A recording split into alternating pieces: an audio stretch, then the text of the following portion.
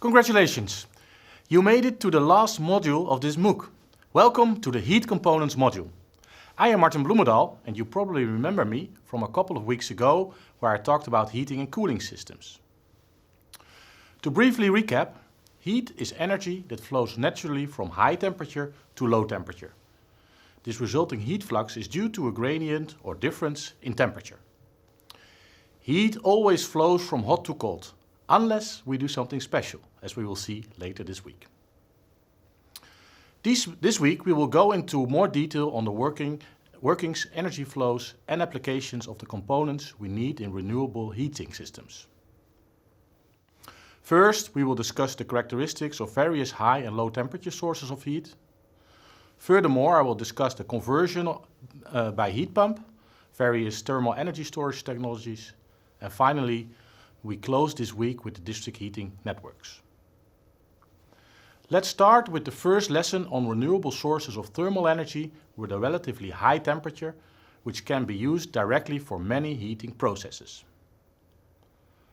After completing this video, you will be able to identify the characteristics of the types of the high temperature heat sources listed on the screen and understand their typical temperature ranges and availability.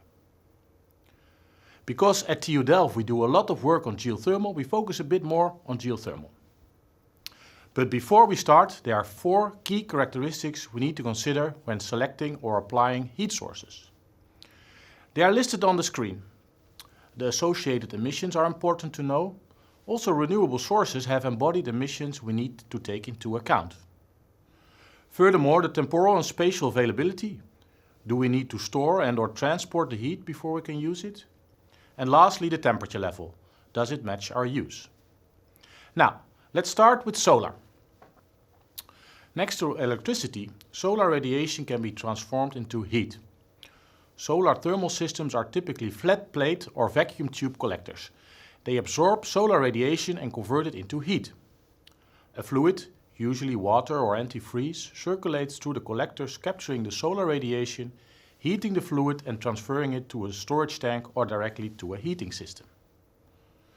The reason to use solar collectors instead of PV is that solar collectors have a much higher conversion efficiency. Where PV panels transform about 20% of the solar energy into electricity, flat plate solar collectors transform 40% of the radiation energy into heat, and vacuum tubes even up to 80%. Solar collectors are commonly used with a small storage tank for domestic hot tub water in individual houses. But in larger scale systems, fields of solar collectors feed district heating networks. Power-to-heat systems convert electrical energy into thermal energy, usually via electric boilers or heat pumps. Power-to-heat is especially valuable when electricity is cheap or abundant due to excess generation from wind or PV. The schematic on the screen shows a proposed power-to-heat systems in the Netherlands where PV and wind generated electricity is converted into hydrogen on the right and into heat using a heat pump on the left. In summer, the heat from both the heat pump and the waste heat from the electrolyzer is stored underground using groundwater wells. In winter, the heat is then delivered from the underground storage. As such, this then also reduces the electricity power use for heat generation in winter when it's cold. This is very useful because with the electrification of heat supply, this also reduces the grid congestion when all buildings simultaneously have a heating demand. The electrolyzer waste heat utilization in this project is a nice bridge to the next topic, waste heat. Waste heat is captured from sources such as exhaust gases, cooling water, or equipment. This recovered heat is transferred to another medium, usually a heat transfer fluid. In such a way, the heat can be reused for various use.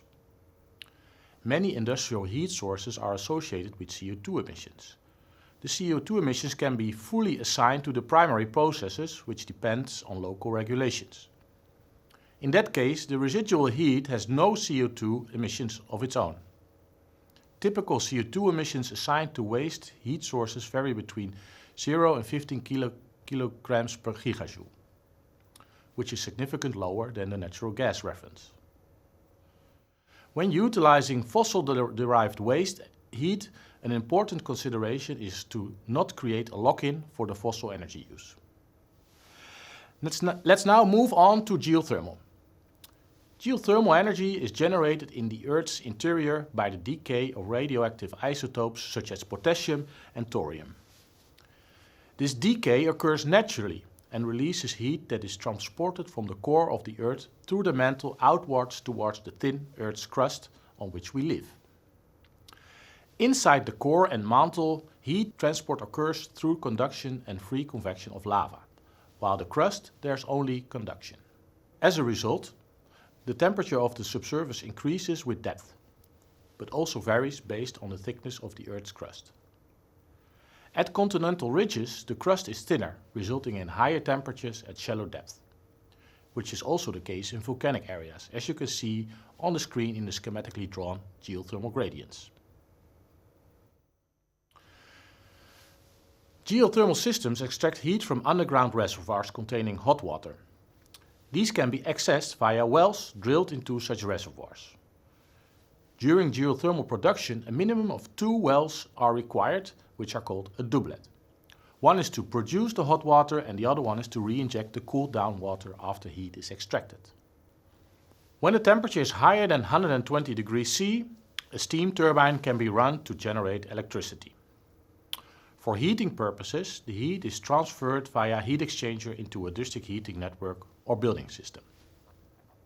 The thermal power equation shown on the screen shows that the heating power obtained from a geothermal system depends strongly on the mass flow rate that can be extracted from the reservoir, which depends on the hydraulic permeability, and both the extraction and injection temperature. The higher the reservoir temperature, the better, but also the lower return temperature from the heating process, the more energy can be extracted. The continuous injection of cooled down water creates a cold plume in the reservoir, which inevitably will also reach the producer well. In this simple example, we visualize how heat exchange takes place inside the reservoir where a geothermal doublet is placed. We consider homogeneous properties for simplicities. Now, I show the temperature distribution in the subsurface, which my colleague created using a numerical simulation software. In the figure, you see the temperature distribution from a top view, right in the middle of the reservoir on the left-hand side, as a cross-section through the wells at the top right, and from a bird's-eye perspective at the bottom right. After 1 year, the cold plume of the re-injected water starts to propagate from the injector well. After 15 years, a large volume of the reservoir is affected. A characteristic tear-shaped plume towards the production well is observed, because the radial flow from the well is affected by the producer well, creating a short-circuit flow from the injector to the producer well. After 30 years, the cold plume is clearly affecting the producer well. Also notice how the confining layers are being cooled down. Heat flows from the confining layers towards the reservoir via conduction. The production temperature confirms the temperature decline starting after about 15 years when the short-circuit flow is first observed in the producer. Obviously, this decline in production temperature can be delayed and reduced by pumping less or placing the wells further apart. When designing a geothermal system, we look at 4 key areas. Geologically, we assess subsurface temperature, formation thickness and permeability, and structures like faults or fractures.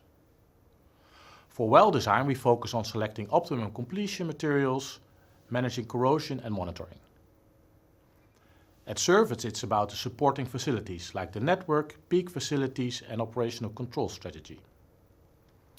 Finally, environmental considerations include managing emissions, securing necessary permits and water usage. To summarize our learnings, we have learned that various sources of high temperature heat exist: geothermal, the sun, power to heat, and waste heat. We discussed where the heat is coming from each of those sources. Furthermore, we discussed their availability and showcased various examples of common applications. Thank you for your attention.